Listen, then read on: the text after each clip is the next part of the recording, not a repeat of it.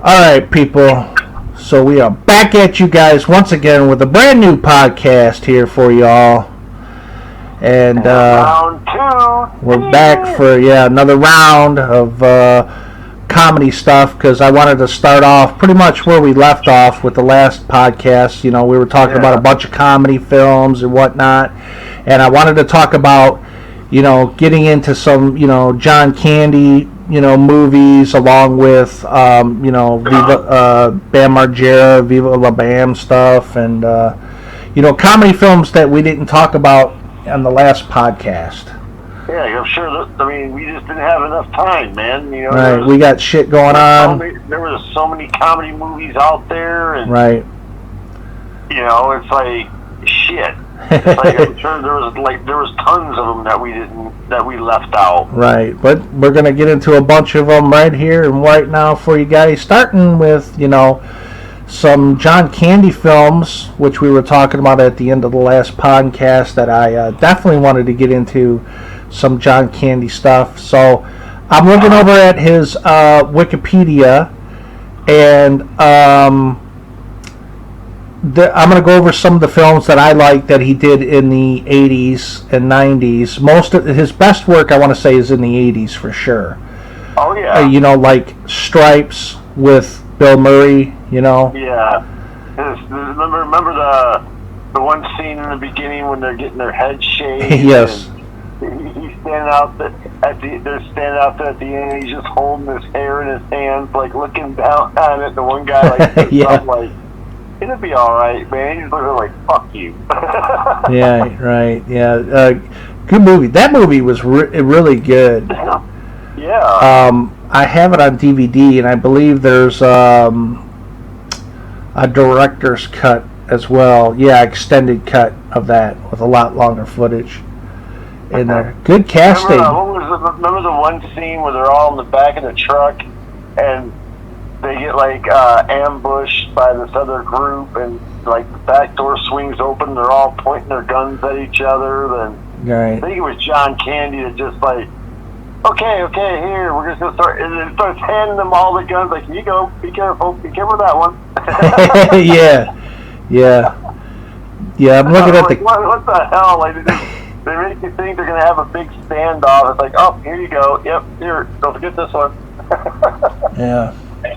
And I like the one part where I forgot the guy's name, but he's like, they were having this talk, right? And they were telling each other, they were telling the sergeant who they are and where they're from and all this shit. And this one guy, if I can find his name, he's like, I don't want any of you homos touching me, and if you do, I'll kill you. Francis.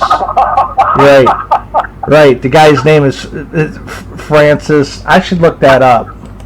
Let me look that up. I kind of remember that. I remember he was going.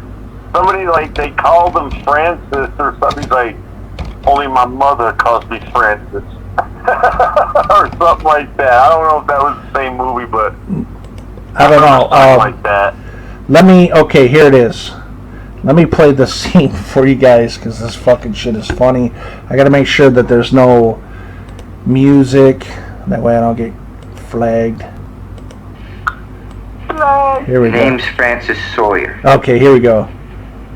But everybody calls me Psycho. Any of you guys call me Francis, and I'll kill you. You just made it this, buddy. And I don't like nobody touching my stuff. So just keep your meat hooks off. If I catch any of you guys in my stuff, I'll kill you. Also, I don't like nobody touching me. Now, any of you homos touch me, and I'll kill you.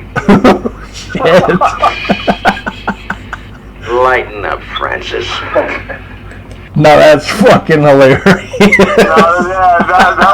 was funny at the end. Now, lighten up, Francis. Yeah. You guys touch my stuff, and I'll kill you. Yeah. That is fucking hilarious. That's a great classic 80s comedy with Bill Murray and John Candy. But let's see.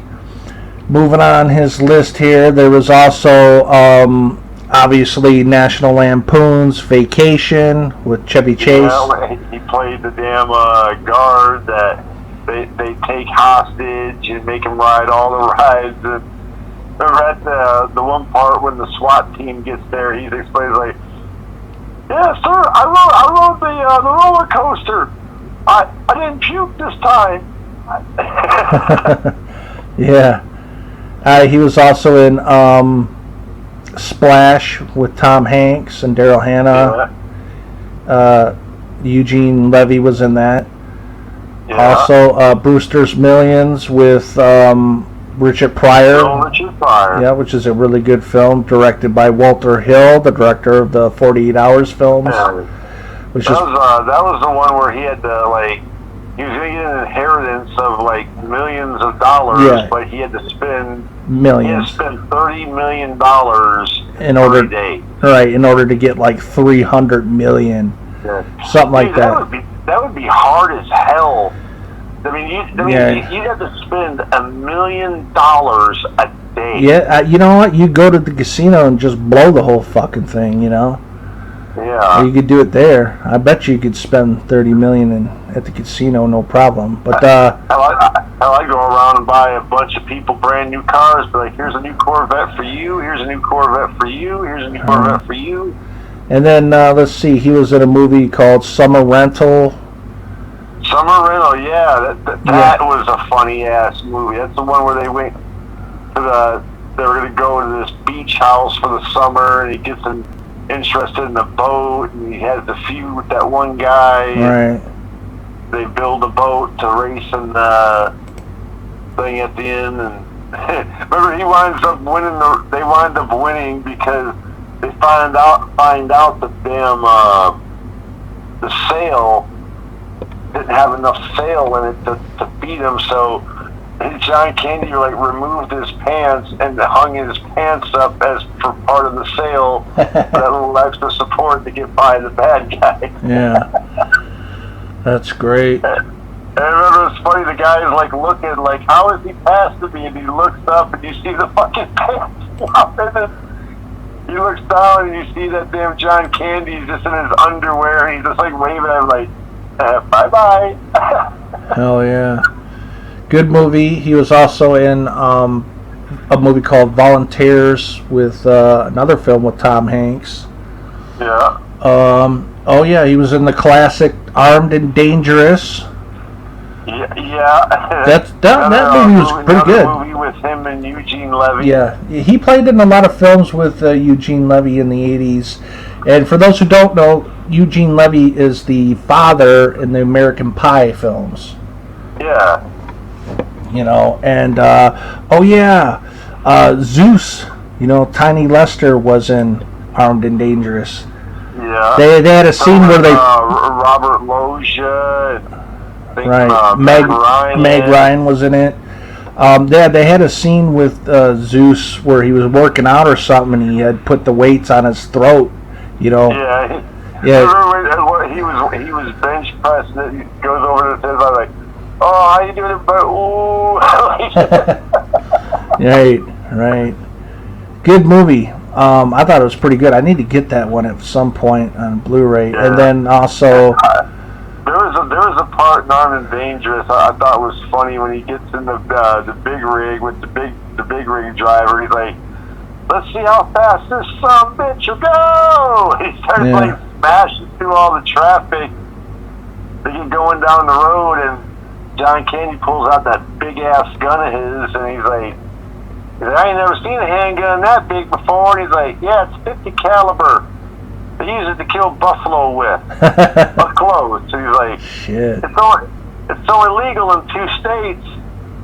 This isn't one of them." Yeah, good movie.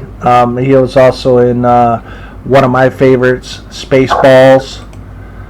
Spaceballs, yeah. Yeah, buddy. That's I'm surrounded by assholes.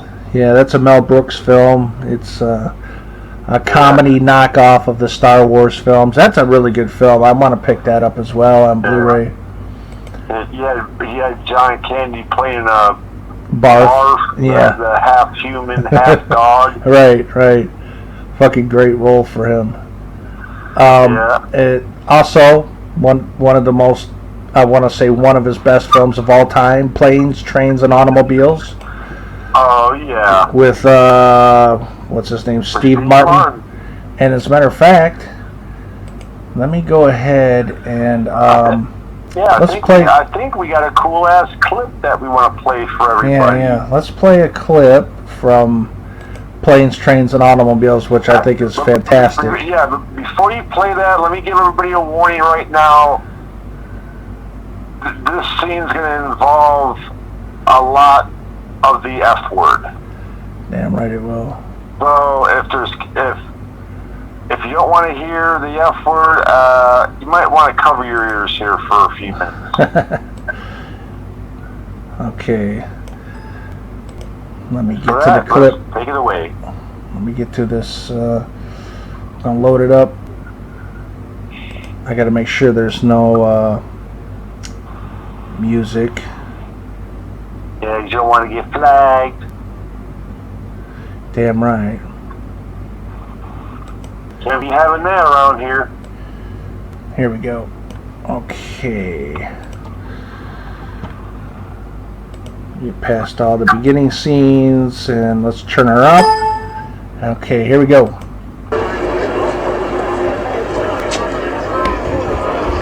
Welcome to Marathon. May I help you? Yes. How may I help you? You can start by wiping that fucking dumbass smile off your rosy fucking cheeks. Then you can give me a fucking automobile, a fucking Datsun, a fucking Toyota, a fucking Mustang, a fucking Buick, 4 fucking wheels and a seat. I really don't care for the way you're speaking to me. And I really don't care for the way your company left me in the middle of fucking nowhere with fucking keys to a fucking car that isn't fucking there. And I really didn't care to fucking walk down a fucking highway and across a fucking runway to get back here to have you smile in my fucking face. I want a fucking car right fucking now. That's great. Wow.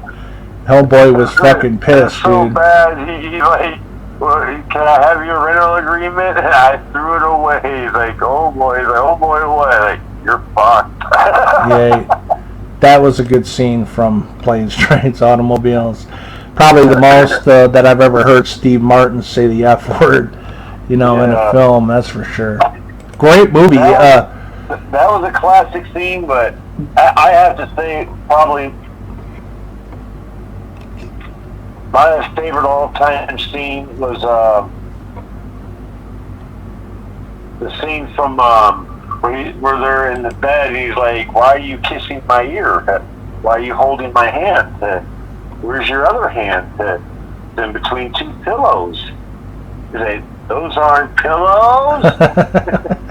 That was his ass. Yeah, it's funny. They jump up and they're like, oh, and it's all like, oh man, so how about that game last night? Oh yeah, that's pretty cool. Hell of a game. They're gonna go. Subject on this. Right, he's like, they're gonna go all the way. Hell of a team. Something to that effect.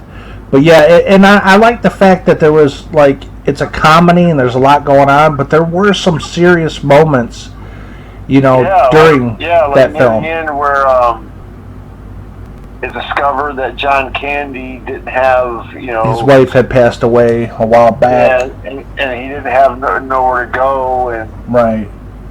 He admitted, and Steve Martin kind of takes him in at the end, and brings him home to have, Thanksgiving dinner with them. Yeah, that was a fucking powerful, sad scene, and that goes to show that John Candy is not only like a comedian actor, but he can play a serious, moments, when needed.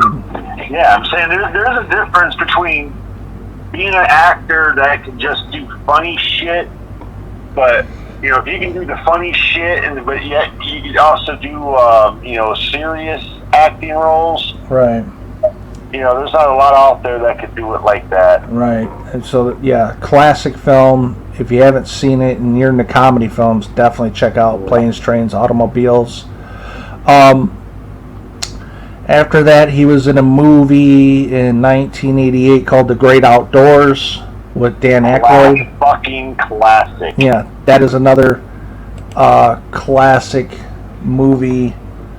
You watching him get drug around the damn lake by Dan Aykroyd with that jet boat or whatever, and he's out.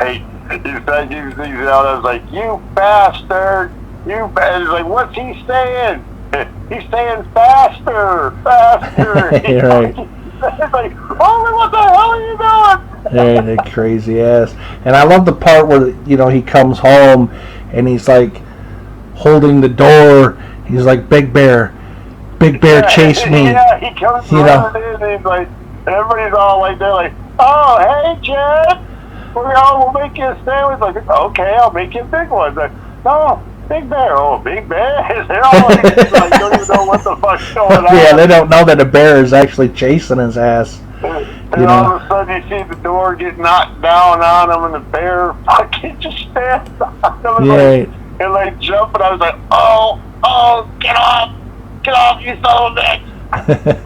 Yeah, and then everybody's freaking out when the bear comes in. Yeah, that was a cool scene. Yeah, like running upstairs, they're like hiding in the kitchen, and the one guy comes running in with the fucking shotgun lamp or whatever. Right. He's like, "Wait, it's a fucking lamp." He's like, "Yeah, but it's loaded." Right. Yeah, that was a good movie. I have that on VHS, The Great Outdoors. Yeah. One thing I always liked about The Great Outdoors, I always loved the intro when they're just driving down the road, listening to that.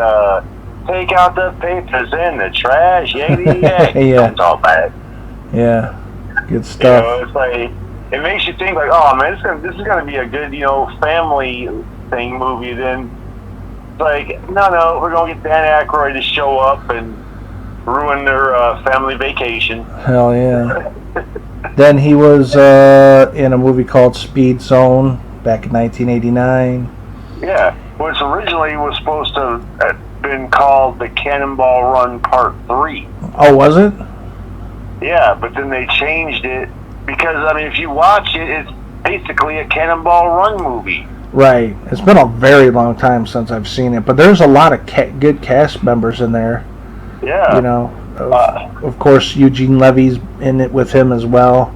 Yeah. Wow. Yeah, Alyssa. They played a funny team in that, actually. Like, he's the one that got him to drive his car across the country and always treated him like an asshole. And Alyssa Milano's in it. oh yeah, she was the girl that was driving the truck, and the one guy with her like hating like foreign vehicles. He's like, "What's this? A Volvo? A Volvo! Pass it! Step on the gas! Pass him! Why?"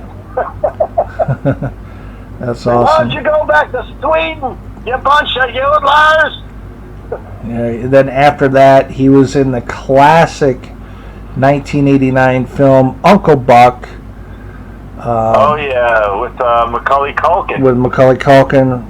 This was before, Macaulay Culkin did the Home Alone films, and this was a really good movie. I love the car that he drove in Uncle Buck. Oh yeah, that had that big kick backfire. Yeah, everywhere he drove just had that big old cloud of fucking smoke, and right. And every time he stopped, the car went. And speaking of Uncle Buck, there is a scene that I want to play where he gets into an altercation with the clown. Yeah. Yeah, where he's like. Probably the funniest scene in the whole Uncle Buck movie. Well, one of the funniest, I would say, where the clown is drunk and he's like, drinking. Supposed to show up for a kid's birthday party and he's an fucking drunk clown, and he shows up shit-faced. Right. So let me go ahead and play this scene. Here, let me get it rolled up here. Okay. Here we go. No, but I wouldn't be drinking if I was going to entertain some kids. I don't have to take any shit from you. You know what? In the field of local live home entertainment, oh my God! Get in your mouse and get out of here. Hey, let me tell you something, you low-life, lying, four-flushing sack of shit. Ooh. Lights out. Oh, yeah, good night. That was a great scene. You know what? That knockout scene always reminds me of the one scene in Lethal Weapon 3 where the guy where Mel Gibson tells the one guy, like, "You okay? You all right?" Back to bed. Oh, yeah. The Lethal Weapon films are really good, by the way. But no, I'm saying that kind of reminded me of that. Like when he hits some, he's like, "You all right? You okay? Back to bed." Right. Punches him out, yeah. So, let's see. Uncle Buck was released in August of 1989 on a $15 million budget, and it ended up making $79.2 million at the box office, which is a good profit. It's one of his best films, I think. Definitely.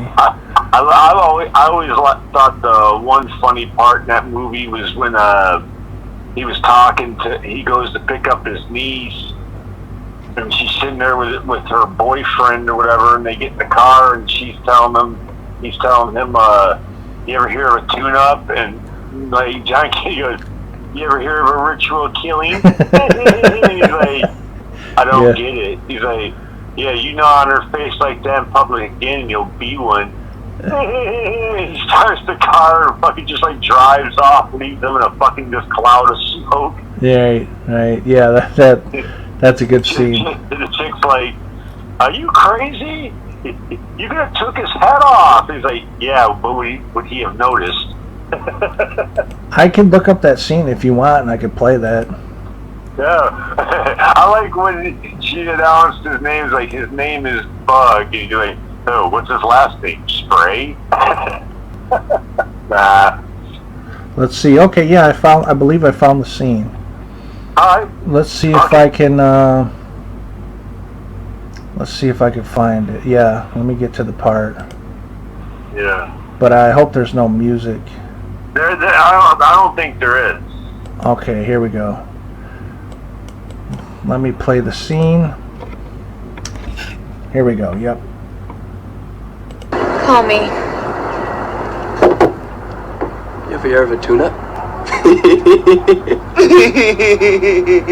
You ever hear of a ritual killing? I don't get it. You know, on her face in public like that again, and you'll be one.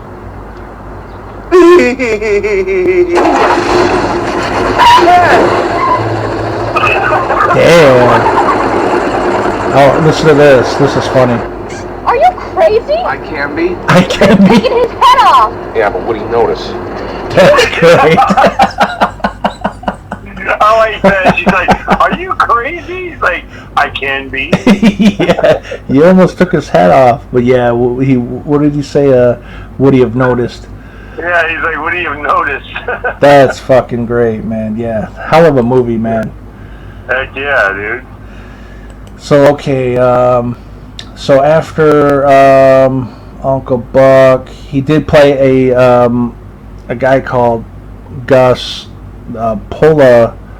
What's to say? A Pola, I think, a band Polka player. Polka player from Home Alone. Yeah. And he was the guy that was riding with the mom to get the mom back to her kid. Right.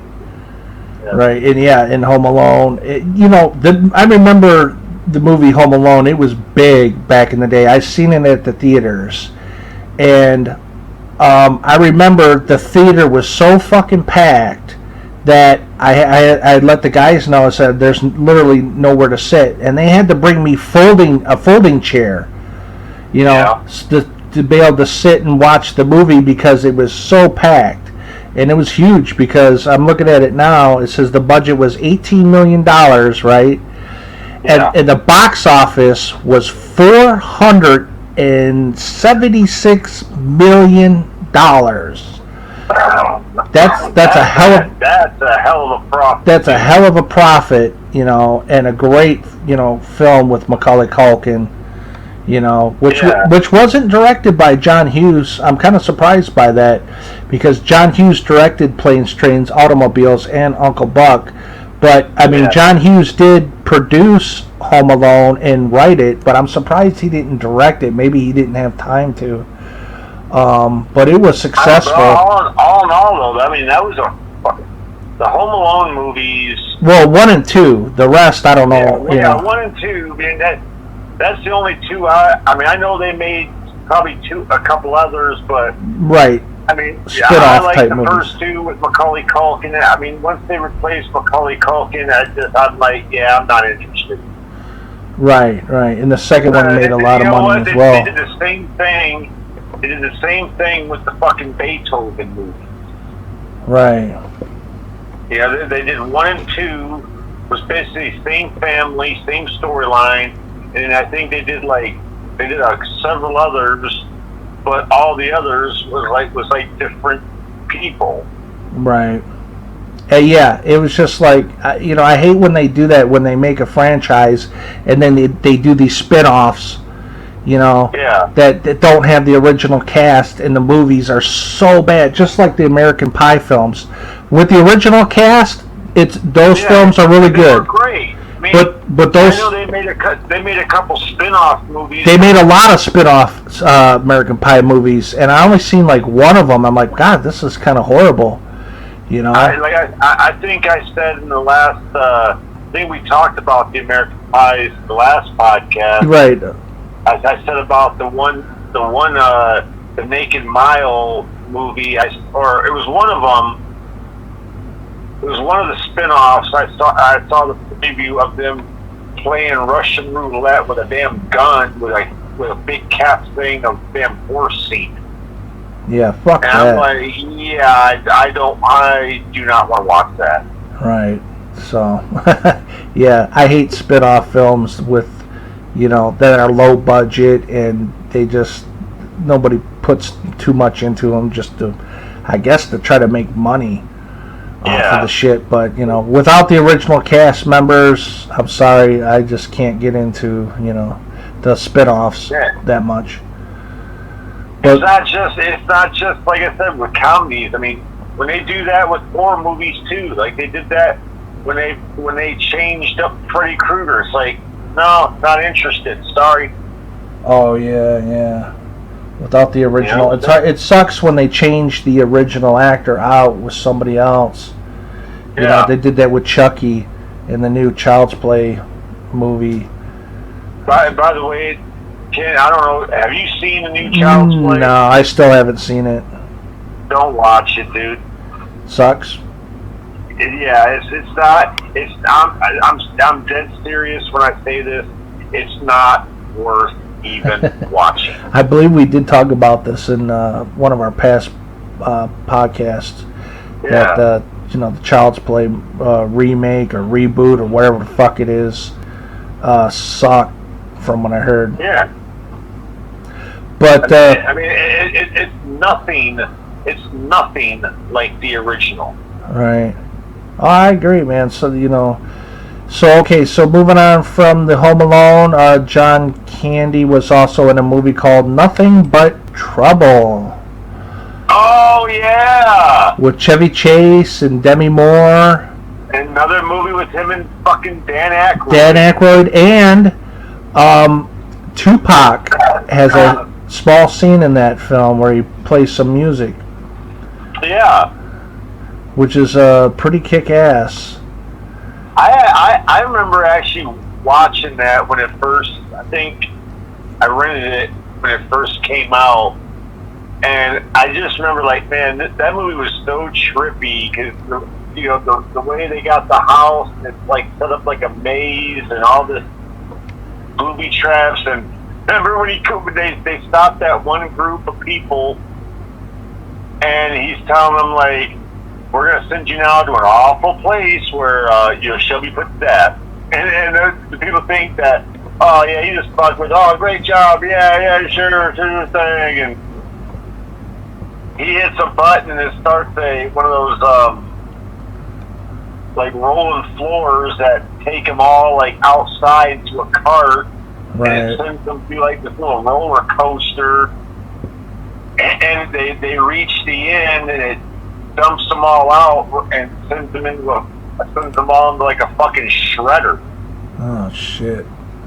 And you just see out the one side of this hole, you just see all their bones just flying out like ding, ding, ding, ding, ding, ding, ding, ding.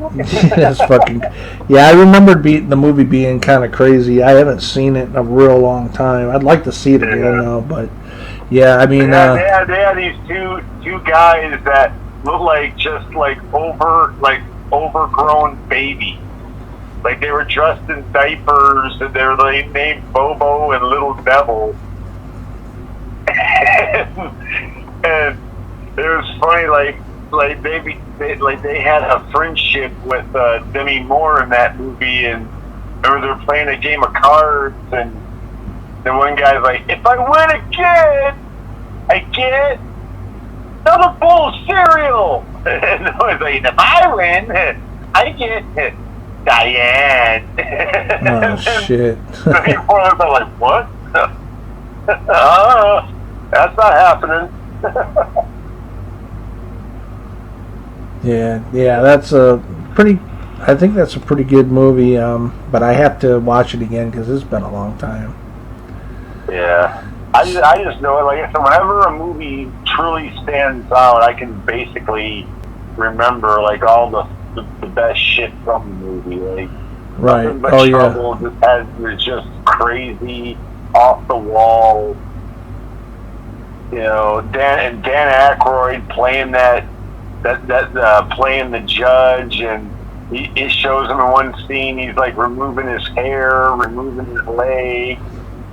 He's fucking like peeling his own nose off, and really you're like, what the hell? yeah. Yeah. And let's see here. He was in a film. Yeah. Well, before that, I want to say, Yeah. John Candy in Nothing But Trouble actually played like a double role. Right. Yeah, he played like a guy, and he played like his like twin sister. Right. Yeah. Yeah. The movie was really like pretty different. That's for sure. Yeah. And he was in, let's see, Only the Lonely. Oh yeah, that's right. He was in JFK with Kevin Costner. He played a serious role in that. Yeah, that was a long time ago.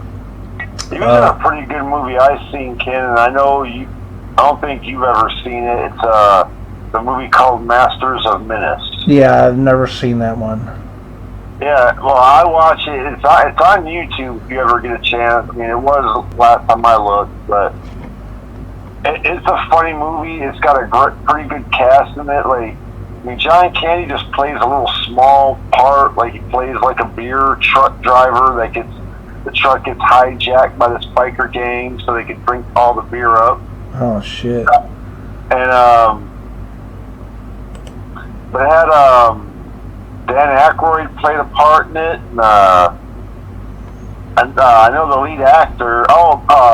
The chick who played Daisy Duke, Catherine Bach, is played in it. Okay, yeah, I'm looking at the Wikipedia now. Yep. Yeah. Interesting, because I didn't really know about this film, but it said it came out in 1990. Yeah. Well, if you ever get a chance to watch that movie, dude, it's pretty damn funny. Definitely. Oh yeah. It's just like a goofy like movie, and these bikers, one of their own like gets killed, and they gotta try to like drive, like take his body to his parents who live in Ohio, and they just like they're on probation where they can't leave the city limit. And they immediately just leave the city limits, and they got their lawyer with them that is played by the guy that played in the Police Academy movies as Proctor. Oh, okay. And it's just like they just get into all this wild kookiness throughout the movie, and it's funny, man. It's got a lot of good fucking scenes in it. There's one funny scene where this one of the biker guys is talking to this chick, and she tells him, he's like, "What do y'all do? Just get drunk and get tattoos?" And he's like, "Yeah, pretty much." He's like, he shows her a tattoo. He's like, "Yeah, like this tattoo right here. This is where I'm from." And she looks at him and goes, "South Cadota?" And he's like, "Yeah, I know. The guy screwed up. It's supposed to be North Cadota." He's like, "Cadota? It's Dakota." Oh, man. Hell yeah, I'll definitely check that out when I get a chance. Yeah, I mean, you like it, dude. I mean, if you like good comedy movies like that from the damn, 80s and 90s, I highly recommend, checking out Masters of Menace, because, it's pretty funny. Hell yeah. Another guy who plays a small part in it is, Jim Belushi. What? Yeah. Oh, I didn't. Good deal. Well, Jim Belushi is. What Belushi was it that was in the damn Blues Brothers? That was Jim Belushi's brother.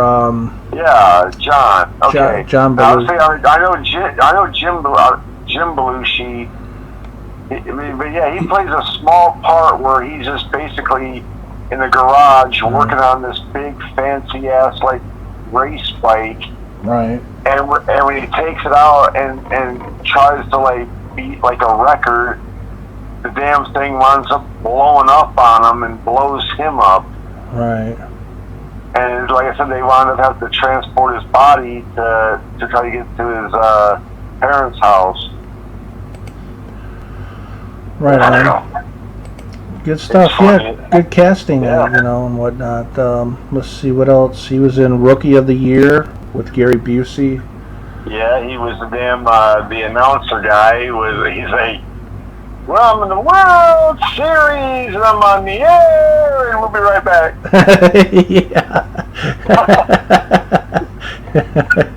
Yeah. I haven't seen this one in a long time, but it's about baseball. Yeah, it's about a kid that breaks his arm, and next thing you know, he can throw a 100-mile-an-hour fastball. Right, players for the Chicago Cubs baseball team. I remember the one thing about that movie: the sound his arm makes every time he goes to make a pitch. You hear that. Right. I need to see that film again. I haven't seen it in a long time. I wonder if they got it on DVD or whatever, Blu-ray. Yeah, I know it's on DVD because I actually had it a while back. Right, and I wonder why it's saying here in the Wikipedia, John Candy as Cliff. He says his role was uncredited. I wonder why. I don't know. A lot of people like that are. That happens every now and then. You'll see a major actor in a movie, and then you won't see his name in the credits. Yeah, I wonder why they do that. Like the Mission Impossible with Tom Cruise. Yeah, they did that with Emilio Estevez. Yeah, Emilio Estevez is in it, but he don't get credited for it. Yeah. It's like, what the fuck? That was weird. I wonder why they do that. Did they do that with Chris Farley in a movie too? Did they do that in Dirty Work or something? Maybe. I mean, yeah, that might have happened. If you go back and you look at the credits, I remember his name wasn't even in the credits. So I don't remember, but he clearly was in the movie. So I wonder why they do that from time to time. Is that something to do with money issues or something? I don't know, but I know that's I've seen that in a lot of quite a few movies where you'll see a major actor or actress. They get on. When when the credits come up, you don't see their name in the credit. Right, they're uncredited. That's weird. Let us know in the comments below, why do big actors that play maybe small roles, they get uncredited for? Let us know. Yeah, because I mean, we would surely like to know if anybody out there knows, because frankly, we're a couple dumbasses that really don't know shit. Well, we know shit, but I just never looked up as to why. Certain things we don't know. Right, I never looked up as to why actors sometimes they don't get credited for movies. You know. Yeah. But also, let's see, John Candy was in a film called Cool Runnings in 1993. Oh yeah, I remember that movie. That was a Disney film.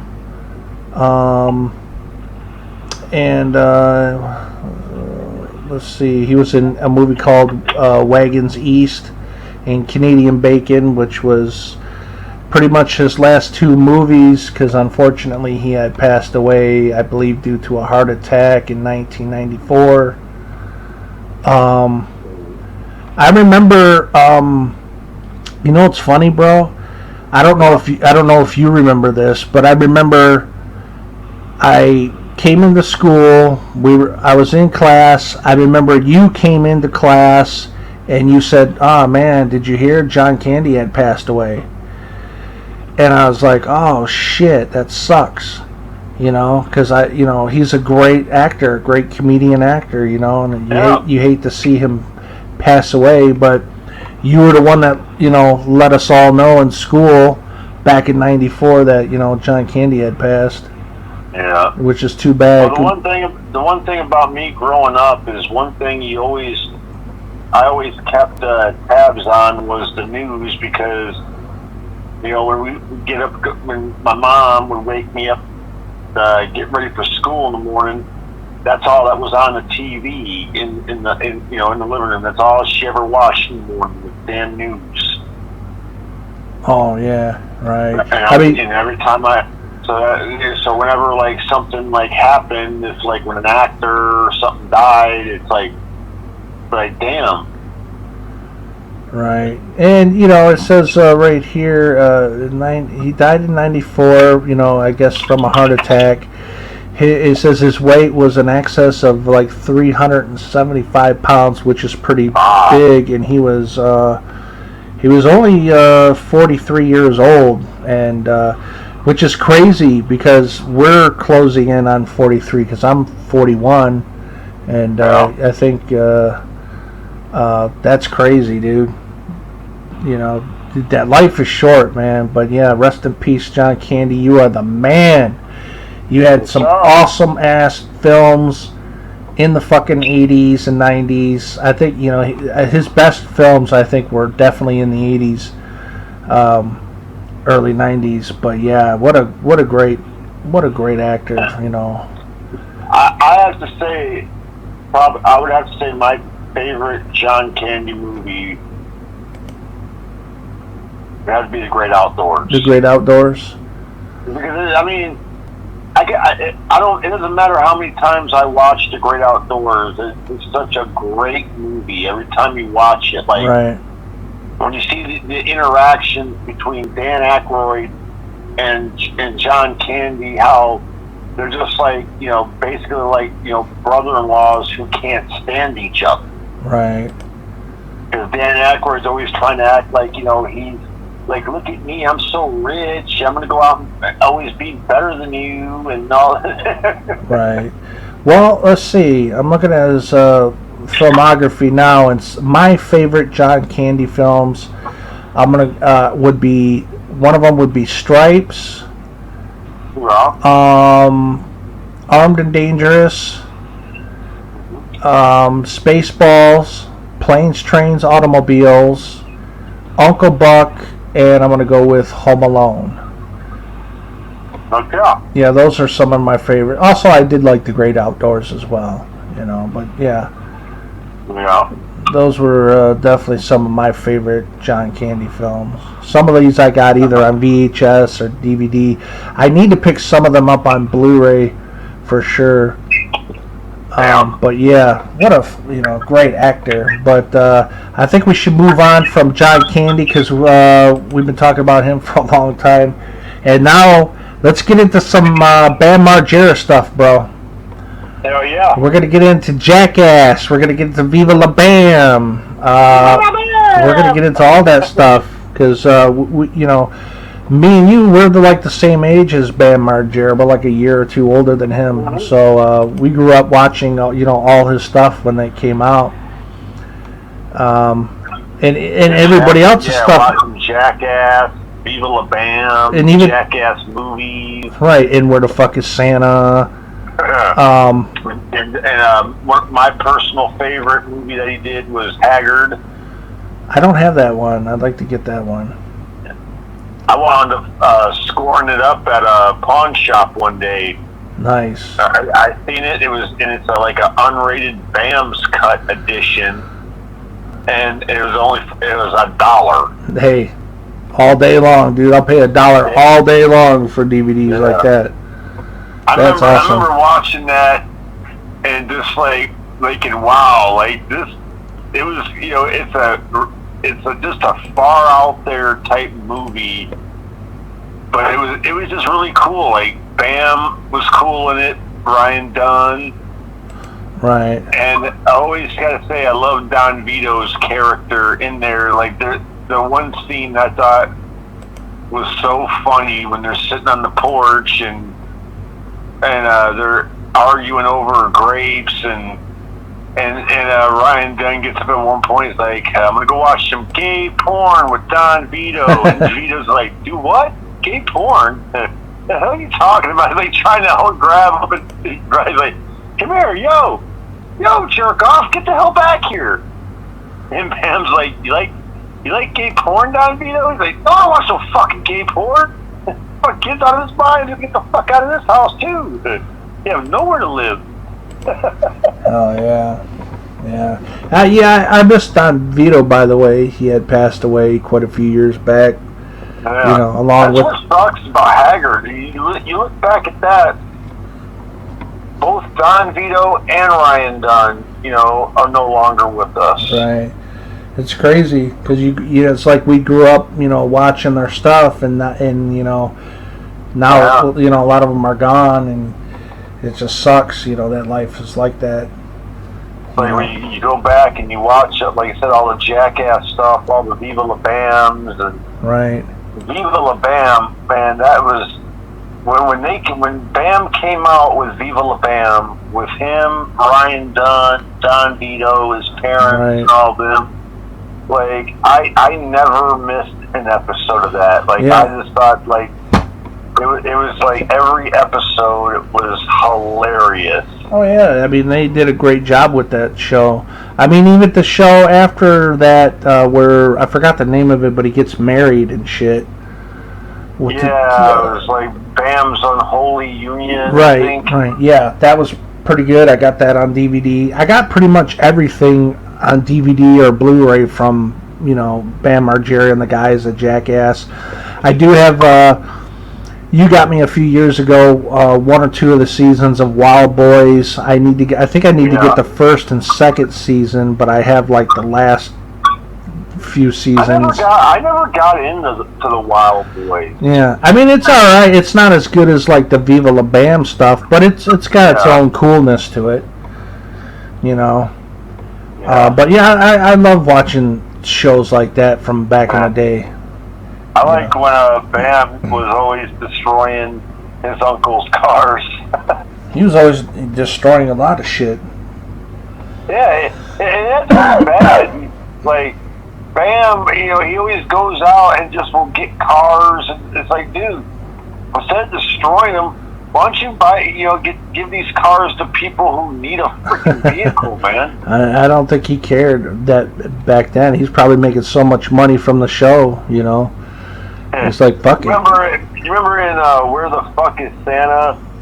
His buddy Novak come pull him up in like a shitty ass Oldsmobile or something, and he's like so happy. He's like, oh, it's the first car I ever bought, man. Yeah, hell yeah. And he goes to use the bathroom or something, and Bam, they go out there and they start fucking rag tagging his car. Yeah, they drop a fucking tree on the bitch. Yeah, and then Novak runs out, sees them, doing shit to his car, so he gets in and takes off, and they find them at like another bar, and they push his car into the like middle of the parking lot. Like you said, they dropped a fucking A tree on it. a fucking tree on it and smashed it. And they're looking at him like, your car! And he's got this look on his face like, oh my he's God. What the fuck, man? I just like... He was saying something like, my mom was proud that I got this car. Yeah. And remember at the end, they fucking... Bam had like the car fixed up, like he had the roof chopped off and painted yellow with like a fin on the back and shit. He's like, I fixed your car, dude. He pulls the thing off and Novak's like pissed, like throws it. He's like, man, get the fuck out of here, man. Yeah, that's some good stuff. Yeah, they always fucked with Novak a lot, during the show. Remember he was on an episode of MTV Cribs where he was showing his house off and Novak was in the bedroom sleeping, and like he went in there and like he did something like he like poured like hot candle wax or something on him, and yeah, and like tore his pants off at one point, threw him in the fucking fire pit. Jeez. I was like, what the fuck, man? Why are you being so mean to the guy like that? Well, not just that. I mean, there was one time where they had him do some skating, and he had up this like ramp or whatever, and Novak fell, broke both his fucking ankles. Yeah. And had to go to the hospital. Yeah, I remember like that was like I think during his wedding or something. He had to go down the aisle in a damn wheelchair. Yeah, that's crazy. Yeah, they put him through the ringer. Hell yeah.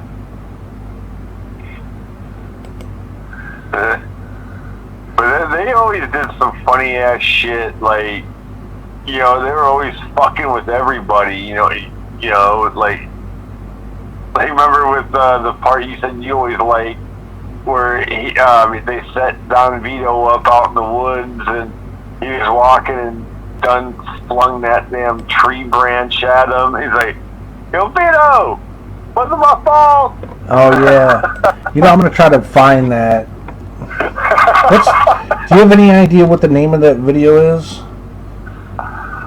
I don't know. I think it was like Viva La Bam, like deleted scene or something. Let's see. He's like, yeah, yo, Vito, wasn't my fault. Yeah, that was shit. I don't know. I don't know if I'll be able to find it. Viva La Bam, wow. Ryan Dunn, Don Vito. Oh, I gotta play this part from Viva La Bam. Let me hope that there's no damn music. No damn music. Please let there be no music, because I don't want to get flagged. Get flagged. Will, is it? Oh, I think there is. Fuck, I don't think I can play it. I wanted to play this part where he was in the bathroom and he's like, anybody want to hold this? Get the fuck out of here. Everyone hold this thing for me. Yeah, when they're at the bar, he's like,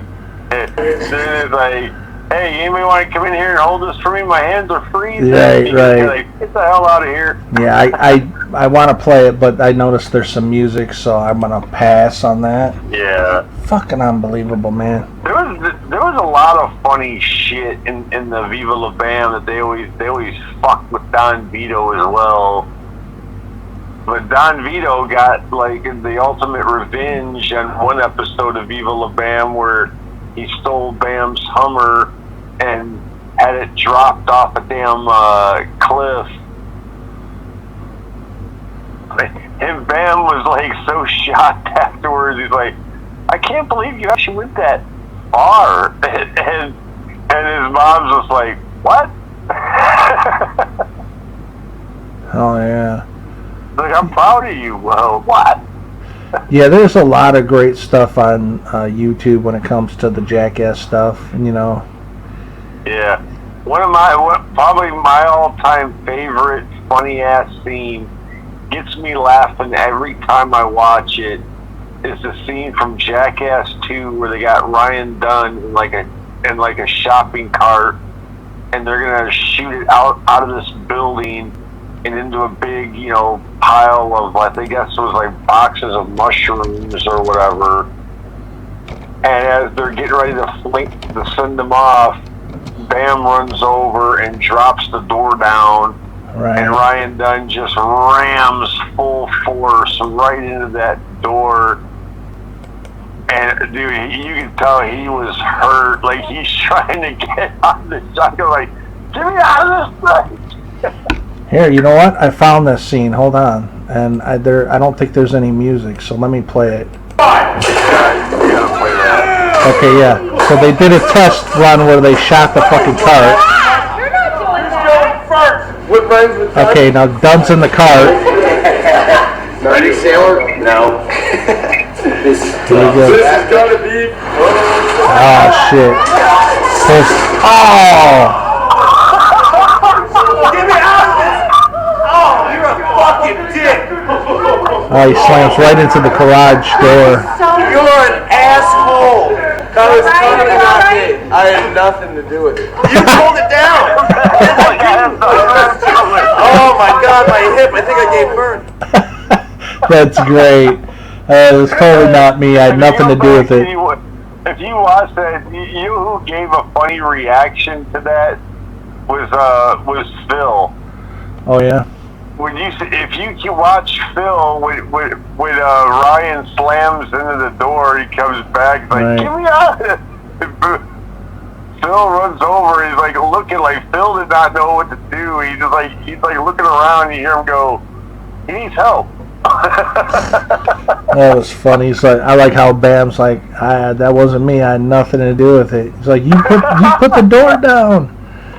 Because originally he was supposed to go into boxes, but he Bam decided he thought it'd be funnier if he lowered the door down right before they sent him. right before they send his ass into it while he's stuck in a fucking shopping cart. Hey, if you notice, if you go back and you watch it in slow-mo, when he didn't go like straight into the damn like door, like the way they had it fit, when he went into the door, he was sideways. Right. And that's why he was doing like, you know, about his hip, because he's like, hey, get me out of this. Yeah, he was all cramped in that fucking thing. Oh, That's great. it was fun. He did 2 shopping cart jump things in Jackass 2. He did that scene, and then later on, he was in like this big, gigantic fucking shopping cart, like a rocket cart that shot him into the damn English Channel. Right. These crazy ass fuckers, man. Those guys did do some crazy shit, dude. Yeah, I bet they're in a lot of pain these days from all the fucking stunts they've done. Yeah. You know, kind of like a wrestler, you What know. about when Bam got the dick tattoos on his ass? Or the brand? Oh yeah, that must have fucking hurt, man. You could tell it hurt. He was like in And he's like, pain. oh! He was in He pain. ran right off and stuck his ass in that thing of water like, oh! Right. Oh yeah, they got it here. I can play this clip, I believe, Which one? The damn, with the branding clip. As long as there's not music, I can play it. You know, the audio. Let's see. Yeah. Alright, you said 10 seconds, 20 seconds ago! Oh, we're fucking clean them up! Oh man, they're about to brand him. Oh no! Don't. Alright, go! Ooh. Press it hard, you idiot! Let's go! No, it's not, dude. You gotta hold it. Go! You gotta. Ooh. jump out of the way. I had it done the first time. Press, you asshole! I did press. You went like that. Ah! Oh, God damn, that hurt so bad. Look at that. I'm not gonna burn you again. He got 3 of them. You gave me a hologram dick. There's 3 solid dicks. There's one half-assed one right here, and then you gave me a set of balls. What a sweet set of balls. Rad. I'd rather rip my dick off and throw it in the river than to do that again. God damn. No, that was Oh man. that's Bam. fucked up, man. That was Poor classic. Fucking Bam. Yeah, he went through a lot during that second one, man. I like how he's like, you gave me a hologram dick. Yeah, they burned the fuck out of him with that, man. Yeah, well, you know what? Like Ryan Dunn was saying, it was Bam's fault because he kept like flinching away. He could just let him like give him one good time, and that would have been it. All right. But then he got him like 7 fucking times. Yeah, they got him pretty good. They fucked his ass up pretty bad. Yeah, that was pretty good. Why would you do that though, man? Like, I mean, Bam's gonna have that fucking scar on his ass for the rest of his life. Well, didn't you say a while back that, you know, before they do these stunts, a lot of the times they get drunk so they can get that liquid courage Yeah, going? why do you think they're always I mean, you always see them like drinking, like beers and shit. All right, you gotta numb out to this shit. But yeah, that's some good stuff, man. That's some classic Jackass stuff, man, from back in the day. How about what about some of the stuff in like Jackass 3 when they did this the Fly Nut High Five? Oh yeah, that was the 3.0 or something, 3.5 or whatever.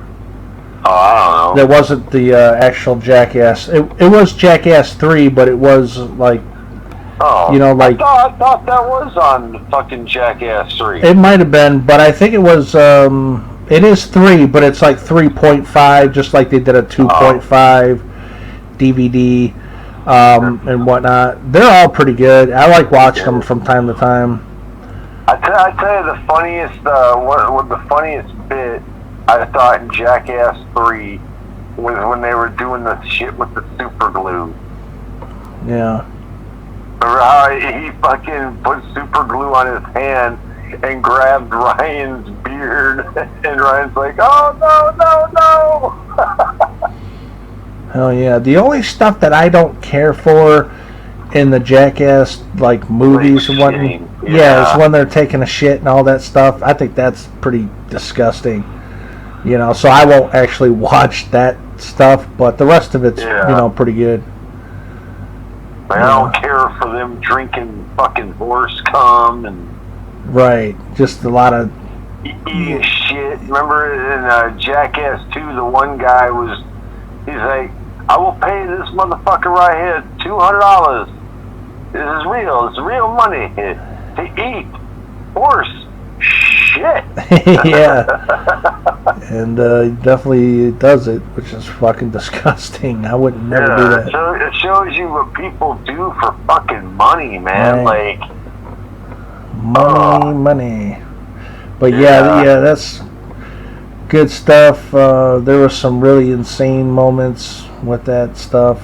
I'm sure they got a lot of footage they've never even shown of like Ryan Dunn, you know, and other bits, you know, that never that they shelved, that never got shown. I'd like to see like the unseen stuff, you know, that never, you know, has been shown before on like a DVD, you know.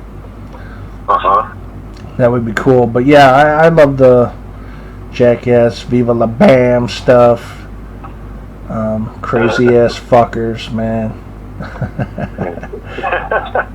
I love it, man. Hey, remember the part in Jackass 2 with the fucking King Cobra? Oh yeah. And Bam's like, "Are you crying?" Yeah. You're right, because he hates fucking snakes. Yeah. Remember they did him really bad in 3. They made him like fall into a pit that was completely full of snakes, and he was like, "Get me out of here now! No, get me out of here now!" Like he was serious. Like, "Get me the fuck out of here now!" Yeah, he wasn't having it. Yeah, you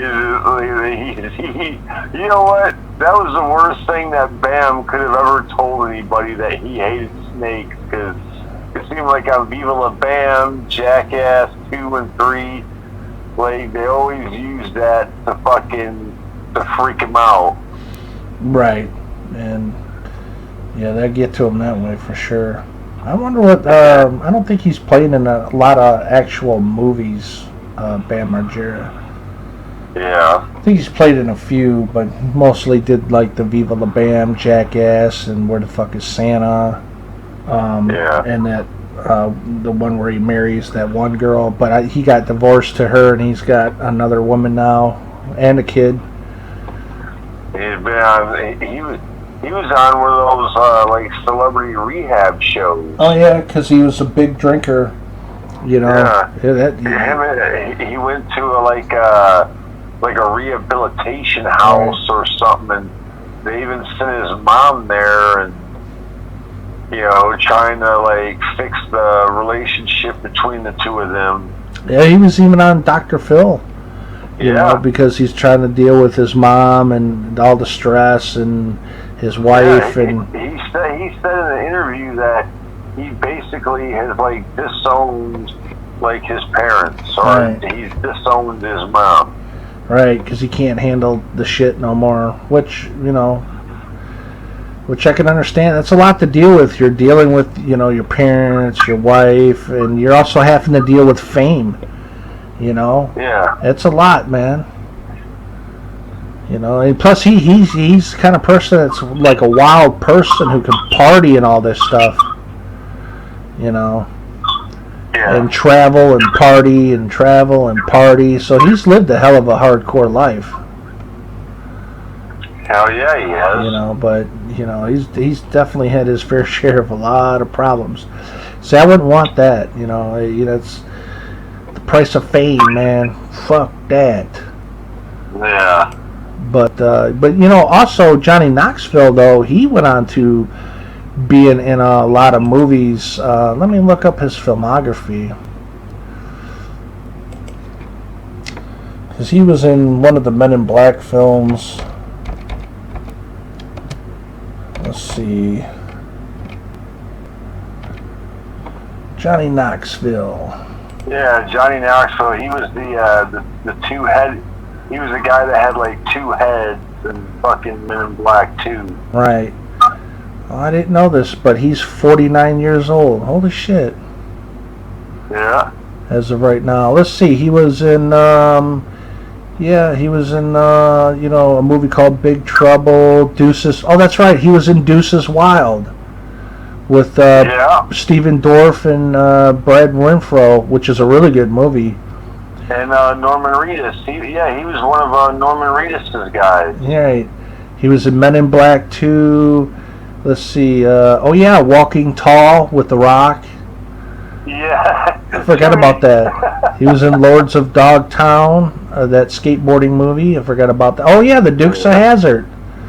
Yeah. I totally forgotten about The Dukes of Hazzard. Dude, he had a funny ass line in Walking Tall. Like he shot somebody at one point and killed him. He's like, "Hey, you okay?" I'm like, no, dude, he's fucking dead. Yeah, fuck that. He was in The Last Stand with Arnold Schwarzenegger. Dukes of Hazzard. Jackass Presents Bad Grandpa. Yep, he was in the 2014 Teenage Mutant Ninja Turtles. He was the voice of Leonardo. Really? Yep, that's what it says. It's been a while since I've seen that, so... But they didn't have him come back for the second Turtles film, but... Well, you know what? Remember in the original movies, they did Corey Feldman the same way. They brought him in for the first one. Right. Had him do the voice of Donatello, and then in the second movie, he was voiced by somebody totally different. Yeah. And in 3, he was voiced by Corey Feldman again. See, they shouldn't have done that. They shouldn't have taken him out of the second one. You know. Yeah. But let's see here. He was in a movie called Skip Trace with Jackie Chan, and you know, as of right now, they are definitely working on Jackass 4, which is, from what they're saying, coming out next year. Yeah. I'm looking forward to that. Jackass 4. Let's see.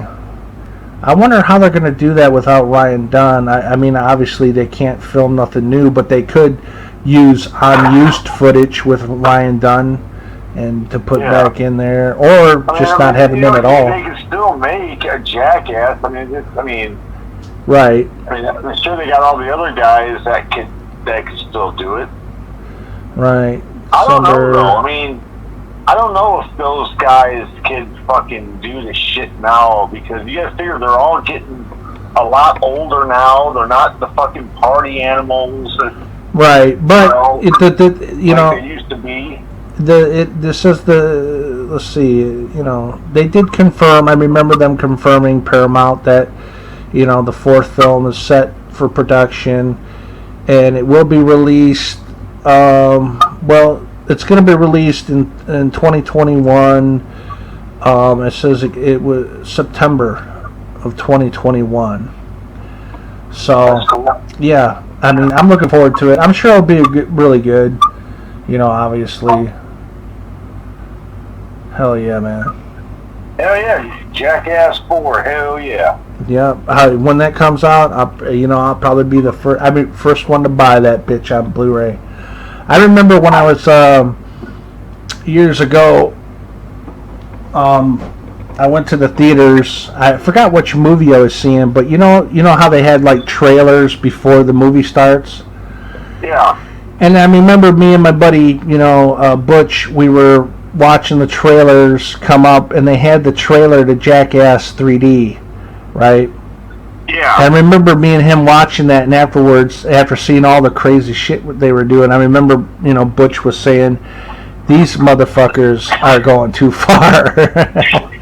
Hey, speaking of trailers and speaking of Johnny Knoxville, right? There was a movie that came out. I forget what year it was, but I remember me and you seeing the trailer for it. It was called Kill Shot. With with Thomas Jane and what's her name? Mickey Rourke. Mickey Rourke. Gordon-Levitt. Yeah, Johnny Knoxville scenes were cut out of the film. Yeah.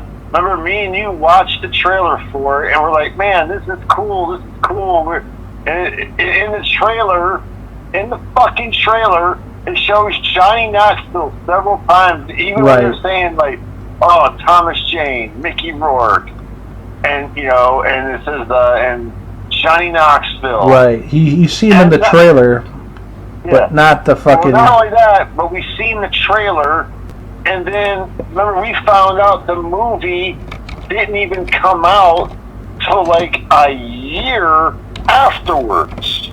Yeah, it didn't come out till like a year or two afterwards. Yeah. For some reason, it kept getting postponed a bunch of times. Yeah. Remember, me and you saw the trailer to it. We're thinking, dude, this is probably going to be a badass movie. And it was. It was a great movie. Yeah, but it wasn't it wasn't the movie we saw in the fucking trailer. Yeah, a lot of the scenes in the trailer were taken out of the movie. It says here, I'm looking at it now. Let me look it up.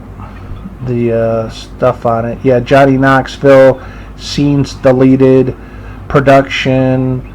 It says let's see, it went into production, so they started filming it, I think, in 2015. Oh, no. My bad. It went into production in 2005 from the Weinstein Company. And let's see. There's a lot of different great actors in there. Reported Mickey Rourke, Thomas Jane, Joseph Gordon-Levitt. Rosario Dawson played in that. Right. So the filming took place in 2005. It concluded by December 2005. It says by 2006, Kill Shot was being screened to test audience to see if they, liked it. Whatever. Says it showed that the audience found the plot too confusing and that the story was not tightened enough. As a result, scenes involving a couple different actors, including Johnny Knoxville's role as a deputy, were edited from the film. So Kill Shot was originally slated to be released in 2006 when we first saw the trailers, and then it was delayed until October of 2006, and then it was reported on July of 2008 that Kill Shot would be going straight to DVD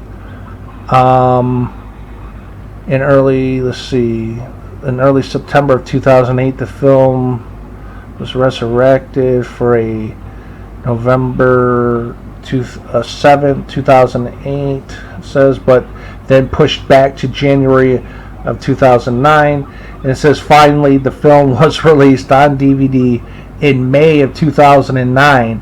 So this fucking movie was made in 2005 and didn't get fully released until 2009. That's crazy, man. Movie had to wait 4 years to come out. And and they took out a lot of scenes that you see in the trailer that you did not see in the movie itself. You know what? Even though they took out those scenes, they took out Johnny Knoxville. Even with that, the movie was still good. Itself was still fucking great. Great. Even the beginning of the movie was really powerful, where the woman let Mickey Rourke in to kill the guy, and the girl was naked, and she says, "Are you done yet?" And he's like, "Not yet," and he ends up killing her ass too. And you guys were like, "Holy shit!" Yeah, I remember that pissed the people off that he was working. Oh, right. Because they're like, the mob were supposed to kill her. You're right, because the mob guy was fucking her, and he didn't want her dead, and so now the mob people were going after Mickey Rourke because of that. Yeah, and Joseph Gordon-Levitt, man, in that movie, he played a crazy motherfucker. Oh yeah, it's a good movie. I have it on Blu-ray. Remember when Mickey Rourke finally just has enough of them and fucking shoots them dead, and he tells them, "Oh yeah." What did he say? He's like everybody gets one, including you. Yeah, it was a really good film. Good casting. I think at some point Quentin Tarantino was gonna be a producer on that film or something, but he dropped out of it, because I think in the trailers it was saying produce or something to do with Quentin Tarantino. Yeah. And good casting. Thomas Jane from The Punisher, who takes on Kevin Nash in the fight scene in The Punisher, which was badass, dude. Diane Lane, yeah, hell yeah, that's a good film. Yeah. And that was before Mickey Rourke did The Wrestler. So, and then once The Wrestler came out, that kind of restarted Mickey Rourke's career again, and he started doing big films, like Iron Man 2 and Expendables. Yeah. And I always liked Mickey Rourke. That was fucked up how he was only in the first Expendables, and he was the only expendable guy that was not in 2 or 3. Right. I don't know why he didn't play in the others. I would have, but I think he only had, from what Stallone said, he only had 1 day of shooting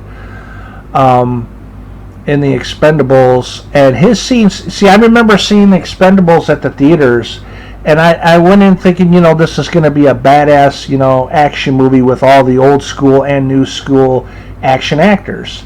I didn't expect there to be some fantastic fucking acting from Mickey Rourke, which kind of like, whoa, you know, threw me off, you know, because usually when you go see a movie, you go to see it for either the comedy, the action, or the drama, and, you know, not the mixture of two of them, you know. Yeah. So I go in thinking we're going to see a hardcore action, and boom, Mickey Rourke pulls out this amazing acting performance. I'm like, fuck, this is good shit. Yeah, you know. that's the one you, was that the part, wasn't he sitting there getting ready to finish Stallone's tattoo or something? Or no, he was telling Stallone a story about something about leaving a girl to die, to let her kill herself or something like that, and he regretted it or something. He could have turned around and stopped her, but he just let her, you know, jump off something or something to that effect. And he went on talking about it, and I was like, fuck, that is some really good acting. This motherfucker brought it, you know. But yeah, powerful scene. And but then he went on to do a movie called The Immortals, which is like a sword film. Yeah, I never watched that movie, dude. It's pretty decent. It had let's see, Stephen Dorff was in it. Stephen Dorff. The guy who played Superman now was in it. Henry Cavill. I thought it was a pretty decent film. I mean, it kind of reminded me of the movie like 300. It's that type of movie, Immortals. Yeah. Then let's see.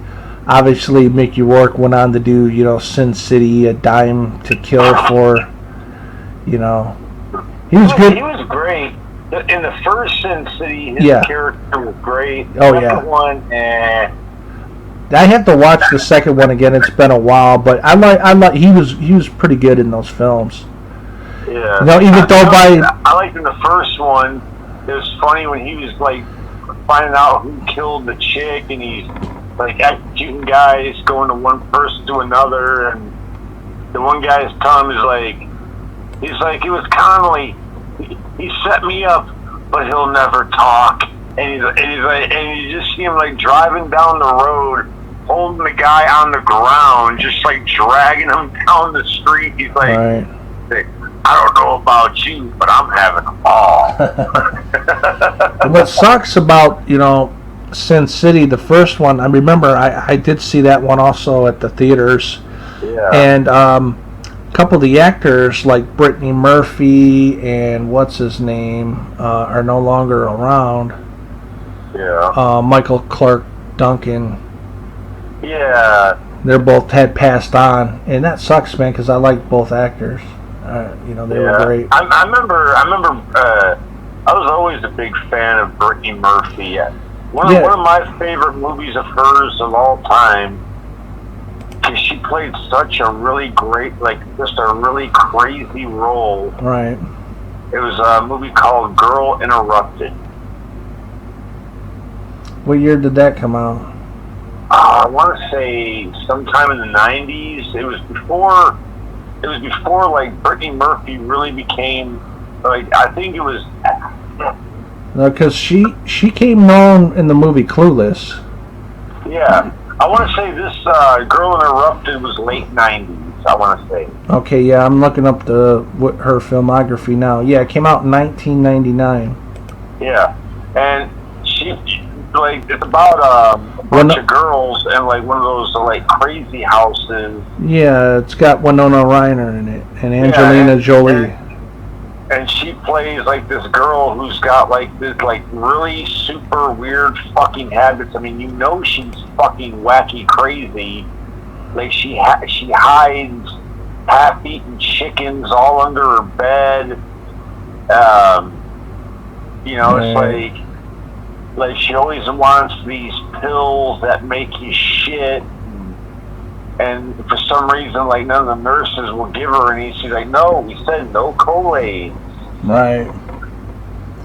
And then, like, later on, she winds up getting out and, like, getting her own place. And, like, later on in the movie, Winona Ryder and Angelina Jolie go to stay with her.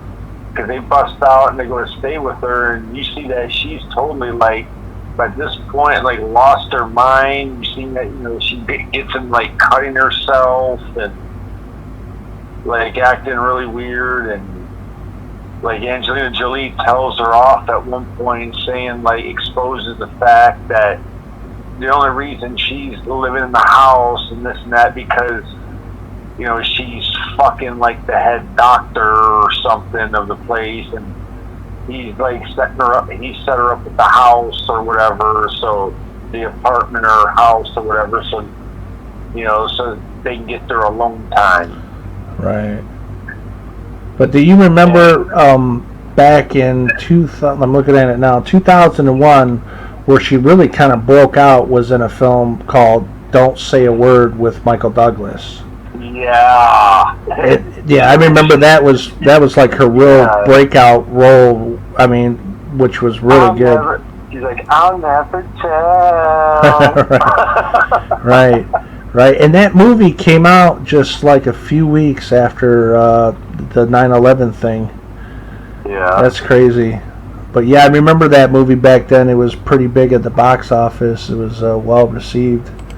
Yeah. And that well, what I was saying about the girl interrupted though, yeah. it was she winds up getting told off, and then the next day Winona Ryder comes back from somewhere and like asking Angelina Jolie, is like, has she been down today? And she's like, no.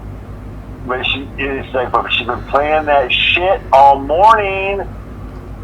And Winona Ryder walks upstairs, and you hear this song, like it's like it's the end of the world, and it's like set on those things where it was set to play over and over and over again. And when she opens the door of the bathroom, Brittany Murphy's like hung herself. Damn. It was just hanging there dead, and Winona Ryder's reaction when she opens the door and sees her was just like, you know, and she just like literally broke down in tears. She like screaming like, oh my God. And Angelina Jolie, she walks up there and she just like walks up to the door and looks in and goes, oh, what an idiot. Jeez. And I was like, damn, dude. Yeah, and don't forget that she was also in 8 Mile. Yeah. With Eminem. Yeah. She even had, I mean, I remember, I think, wasn't it because of that, like, her and Eminem actually became like a real life couple for a bit? I don't know. I know she became a real life couple with what's his name, Ashton Kutcher, when they were doing the movie called Just Married. Yeah. I think they became a couple for a short time.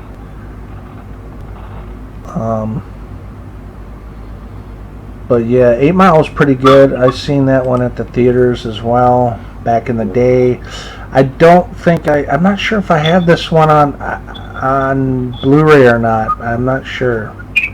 I might have it on DVD. It's funny about 8 Mile that I had a friend years ago that said that he actually lived in that trailer park where they filmed that movie at. Yeah, right. I was close. I lived kind of close to where they filmed that at, because I used to live on between 8 and 9 Mile for many years, and they filmed a lot of movies around there. You know what they said about all the people that lived in that trailer park?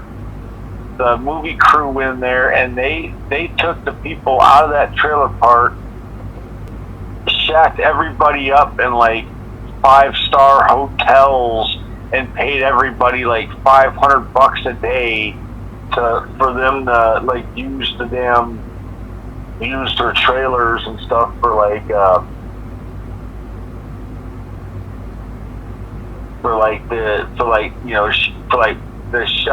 place that they were staying.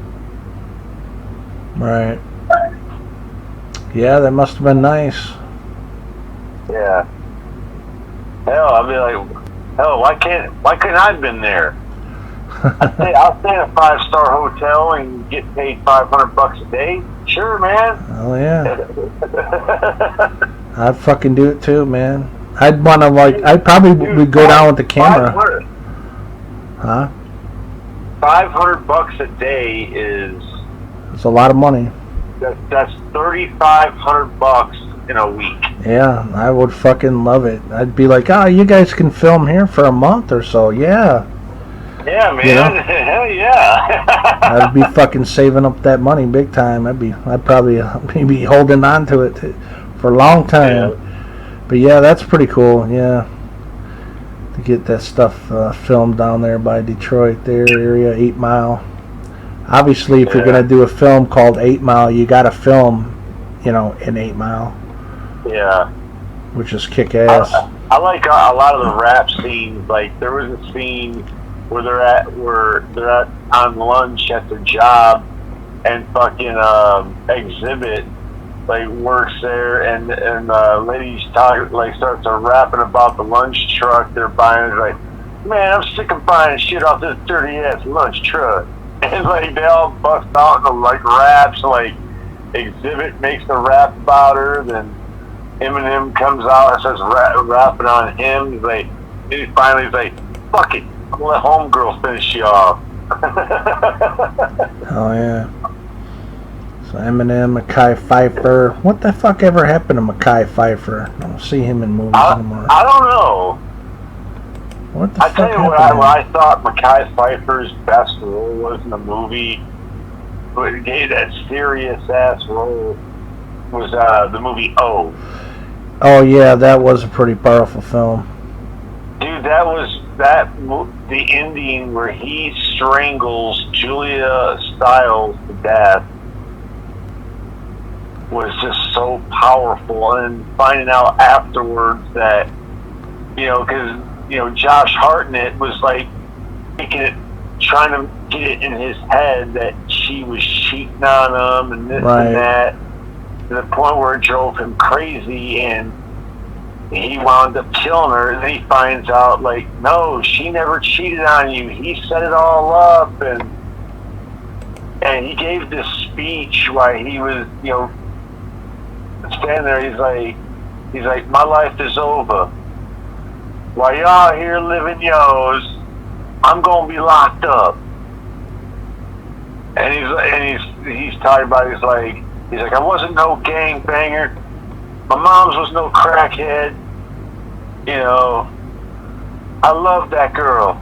I did. He was like, but I got played. He fucked my head up. He fucked it up. Yeah. And the cops come running up, and they're all like, put the gun down. And he just tells them, you tell him where I'm from. Make me do this. And he just points the gun right to his own heart. And what's weird is that, when he shoots them, they do a 5 or 10 second freeze frame of him, and you see the flash of the gun. Right. And then you just see him fall back in a chair dead. Damn. Yeah, it's a fucking crazy fucking movie, man. It was, man. It was so fucking stupid because, it shows how evil some people are. Right. Josh Hartnett in that movie, all because Mekhi Phifer, he was voted best basketball player, and he was gonna pick somebody on the team to share it with them, and he chose the other guy and didn't choose him, and because of that, he got all pissed off. He was like, well, fuck it, I'll ruin his whole life, and he put this plan in action, making Mekhi Phifer think that Julia Stiles was cheating on him with the one guy, and just making everything pretty oddly look like, it's like, what, and he's thinking, could this be honestly be true? Could this be true? Yeah, it was a fucked up, powerful movie, man. Yeah. It was I remember good I casting. think I watched that the first time, and that scene where he's, you know, strangling her to death was like, and just like it just was like, whoa. I mean, it was just such a weird ass scene because it literally looked like he was strangling her for real. Right, telling her to go to sleep and shit. Yeah, he's just like, go to sleep, just go to sleep. Yeah, that's fucking crazy. Yeah. But I mean, it was so weird though. Like right after he killed her, the one girl comes in and it was like, basically tells him that, you know, no, Desi was not cheating on you. And he mentioned the scarf, and he's like, she looks at Josh Hart, and he's like, don't do it, don't do it. He's like, you gave that scarf to Michael, you know, like. Yeah, that was played by Rain Phoenix, who was the sister of John Quan Phoenix. Right, who's the River Phoenix. She was the sister of River Phoenix. Yeah. You know. And I remember right when she mentioned about the scarf, and fucking Josh Hartnett just pulled out a gun and fucking shot and killed her. It's like at the end of O, like everybody was basically like dying at the end. Right. Either dying or getting fucked up, like that Michael guy. Remember, he wound up getting like his head, like getting hit in the head with a tire iron and then getting shot in the damn leg. Right. Oh, you know, like, something I didn't know this. It's gotta look like suicide. I didn't know this, but you know the movie O? Yeah. It was actually filmed in early of 99, and it was supposed to be released in later on in 1999, but it was shelved because of the Columbine High School massacre. And then so they finally released it in 2001. Wow, I didn't know that. I didn't know that either. Wow. Yeah, because of the whole Columbine thing. You know, that's crazy. That was another one of the reasons why they changed. They changed the storyline in Scream 2. Oh, really? Which part? Like originally, what I was hearing in Scream 2, what's his name, Matthew Lillard, was supposed to have survived in from part 1, and he was going to be revealed to be like in prison, and he's going to be like he was basically like he was the one that was supposed to be sending like orders and stuff to Mickey, and are supposed to be involved in it like that, but they said because of the Columbine and all that shit, they shelved that idea too. Oh shit. Or they shelved it for some fucking reason.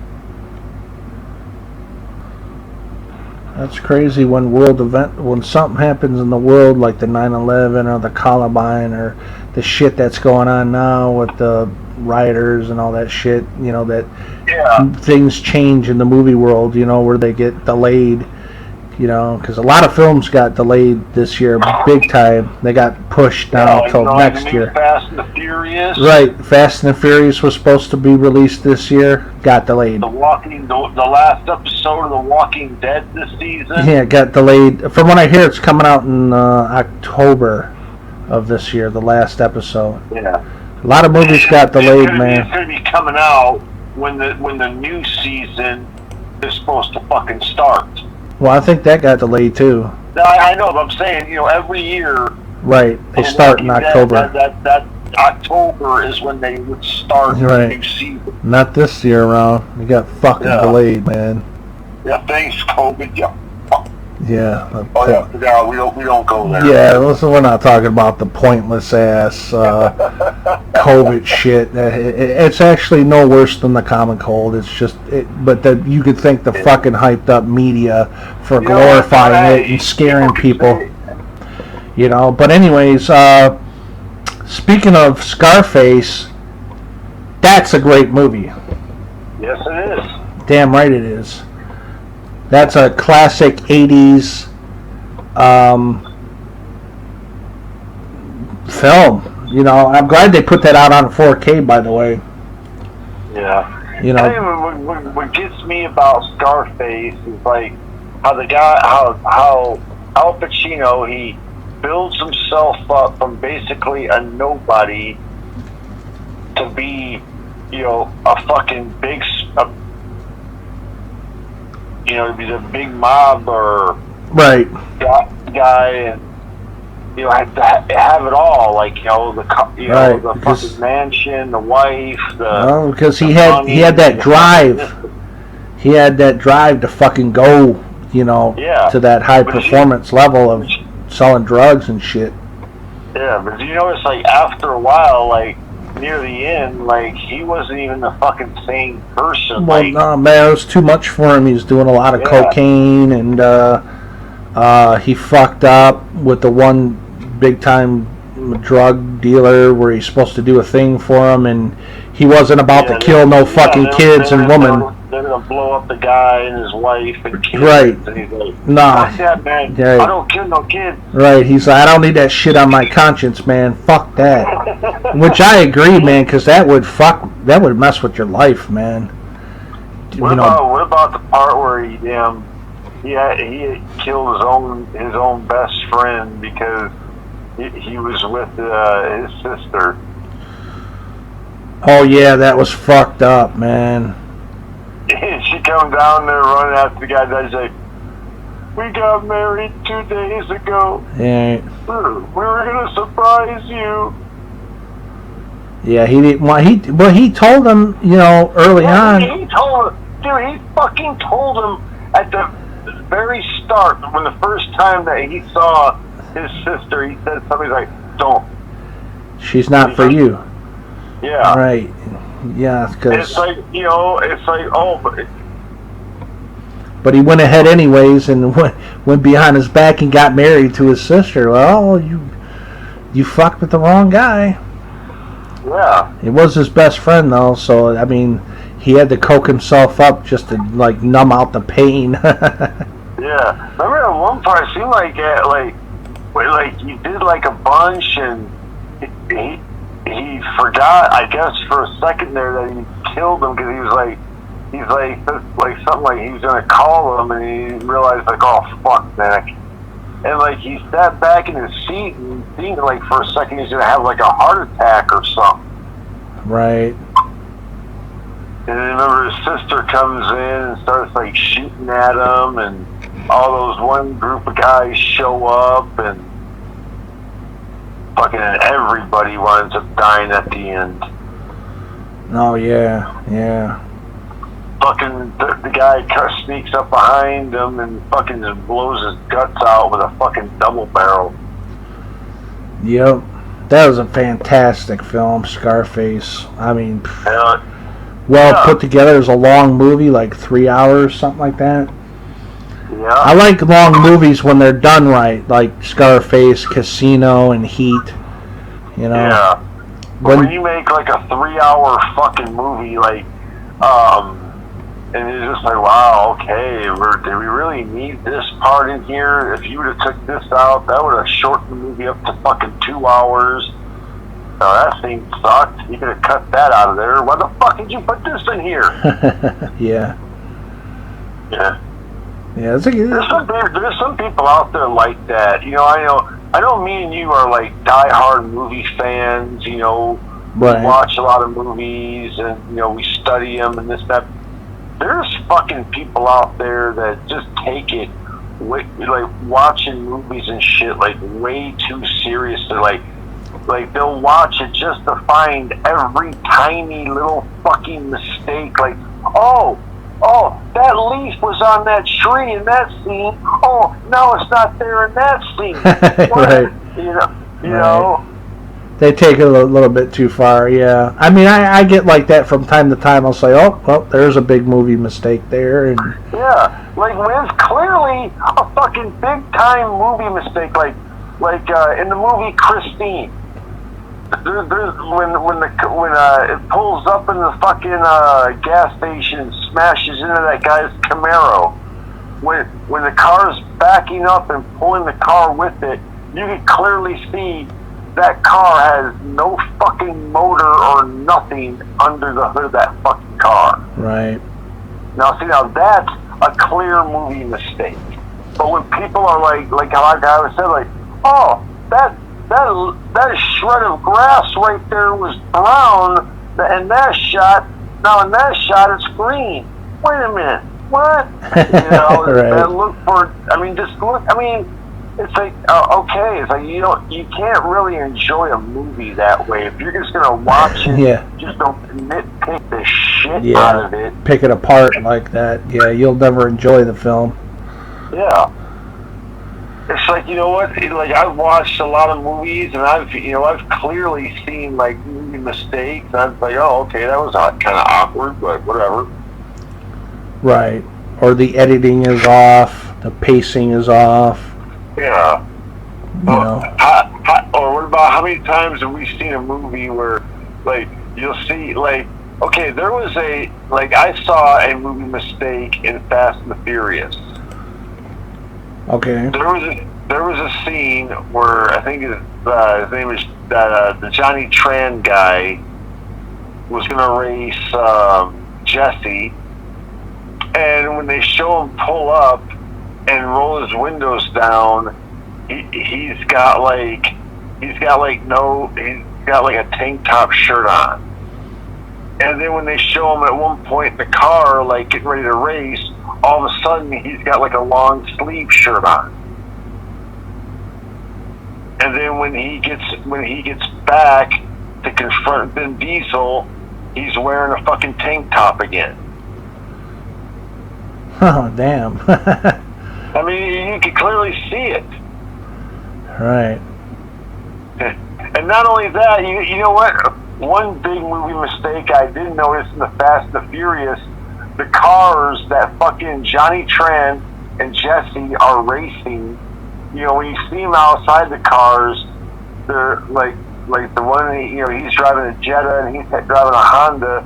But when they show the inside shot of the car, you can tell the inside car shot is of a fucking Honda Civic. Damn. To anybody that watches the Fast and Furious, go back and look at that fucking scene with Jesse and Johnny Tran racing, and clearly you can see the inside car shots. You clearly see they're driving fucking Honda Civics. Right. Yeah, they do that from time to time. Sometimes you'll see movie mistakes, but it is what it is. You know. I'm looking forward to, you know, movies coming out in 2021. You know, they got one here. Yeah, hopefully we get some good movies, man. Because I mean, we haven't had really no. I mean, I know like this past year, they had released a few good ones that I picked up, like Terminator: Dark Fate, you know, Zombieland: Double Tap, and right. You know, they came out with Joker and Doctor Sleep, which I still have not seen those yet. Yeah, me neither. There's a lot of films I haven't even seen from last year because fucking YouTube, you know, takes up my time. Yeah, fucking YouTube. You know, I'm either watching, you know, videos on YouTube or I'm making videos for YouTube. Yeah. You know. That's how I am. It's like, I always keep saying, like, man, I'm going to watch this movie. Oh, let me get on YouTube here for a minute. Next thing you know, it'd be like 2 o'clock in the morning, and I'll be like, well, fuck it, I guess I ain't watching that. I know. Like, fuck, where the fuck did the time go? And damn it, I wanted to watch a movie. But I am going to, you know what I want to do is, I want to take some time where I could just, like, have a day or two where I'm just watching a bunch of movies back to back, you know, and going through a bunch of films again, like I used to back in the day. Because I love watching a good movie, you know. Yeah, I did too. Oh yeah, I always love watching me a good ass horror movie. Oh yeah. What horror movies are you into? I've always liked all the Nightmare on Elm Street, the Friday the 13th, the Texas Chainsaw Massacres. Right. The Halloweens, Child's Plays. Just not the newer ones, right? No. Like the newer Halloween or the newer Child's Play. I have the newer Halloween, and I don't have the new Child's Play, and I don't ever plan on buying the fucking Child's Play. Well, what'd you think of the newer Halloween film? It was pretty good. I mean, like I said, it was basically like what they said it was. It was just a direct sequel from the first one. Okay. Because I know a lot of people hated it, but there were some that liked it. I don't know. I like, for me personally, horror films these days, they mostly, for me, they suck. And but every once in a while a good one will show up, and you're like, oh, this is pretty good, you know. But it's rare for me. Like, mostly the horror films I like came out of the fucking 80s, you know. Yeah. Like The Howling, Fright Night, you know, stuff like that. I really liked any John Carpenter film. We were talking about Dr. Sleep earlier. Right. One of my favorite all-time movies is The Shining. Oh yeah. That was a great-ass movie. That, I agree. Now that was a movie.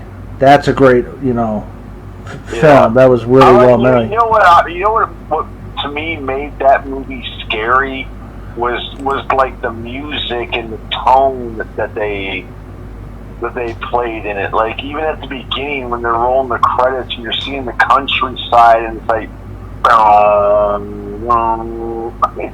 you know, it's like, okay, this is already starting off creepy. Right. Come play with us, Danny. Come play with us forever and ever and ever. Yes, yeah, it can be some creepy ass shit, man. Yeah. That's funny. I'll tell you what was a cool shot of in The Shining was when the kid was riding around the whole like motel on his big wheel, and there's just like this long shot of him just riding all around. I'm like, dude, that would be cool as hell. Right. Being a kid, just riding your fucking big wheel all through this gigantic fucking motel or hotel. Yeah, that would be cool. Yeah, it'd be hella cool, man. It's cool for the kids. Yeah. Remember the fucking scene where the elevator opens up and all that fucking blood just comes out? Yeah. Hell of a scene. And that film is on 4K as well. That I would eventually like to pick up. You know, a lot of films that I need to get, man, that I'm far behind on, that I'd love to pick up on, you know, Blu-ray and whatnot. Yeah. Those are classic horror films. I think the best ones, like I said, came out of probably the 80s. A lot of the John Carpenter films, like The Thing, They Live, you know. They Live, yeah. Good old Roddy Piper. Yeah. The best heel of all time, people. Rowdy Piper. Hell yeah, man. He was kick-ass, man. Rest in peace, brother. He was cool. He was, man.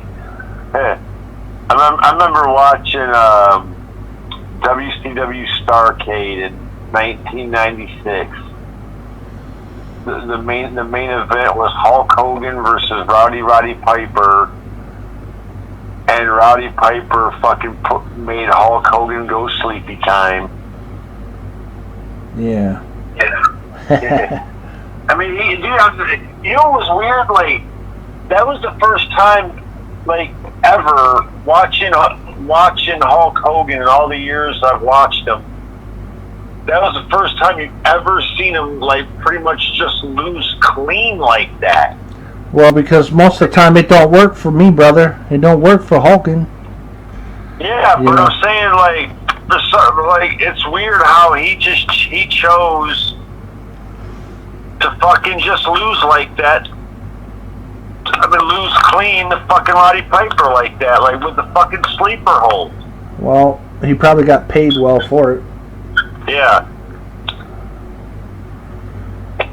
And not only that, but you gotta figure too, his championship wasn't on the line, so he just figured, fuck it, we'll just I'll let him win. That actually works for me, brother. You know, speaking of Roddy Piper, what are some of your favorite matches with Roddy Piper?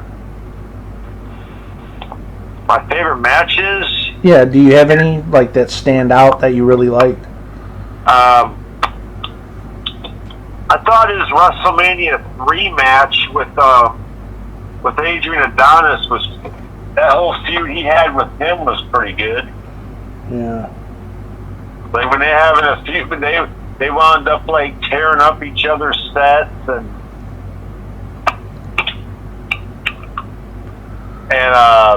wound up injuring Piper and. I like that little feud he had with Goldust Oh yeah. with the OJ type thing going on there. Yeah, with the fucking white Bronco and that was fucking silly as shit though, man. Yeah, that was cool. Speaking of Goldust, you notice something about Goldust?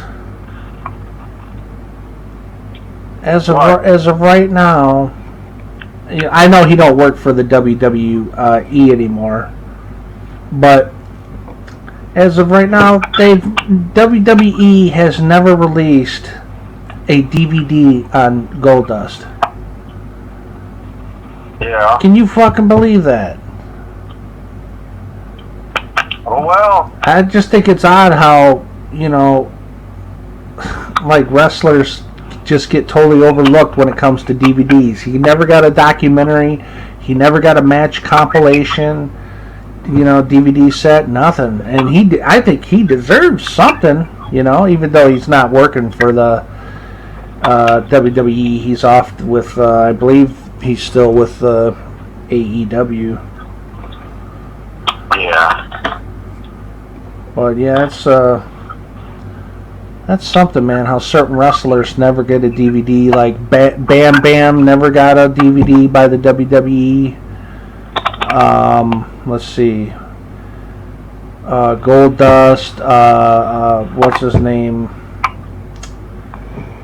Hey, we got a problem here, dude. Honky Tonk Man never got a DVD. What's up? Yeah, okay, well we got a fucking problem here, dude. Well, shoot. My What's up? fucking phone won't fucking charge him at 3%. Okay, well we'll go ahead and wrap up this. It's shutting off, dude. All right, we'll go ahead and wrap this up. I don't know why. I don't understand why. Oh, I lost him.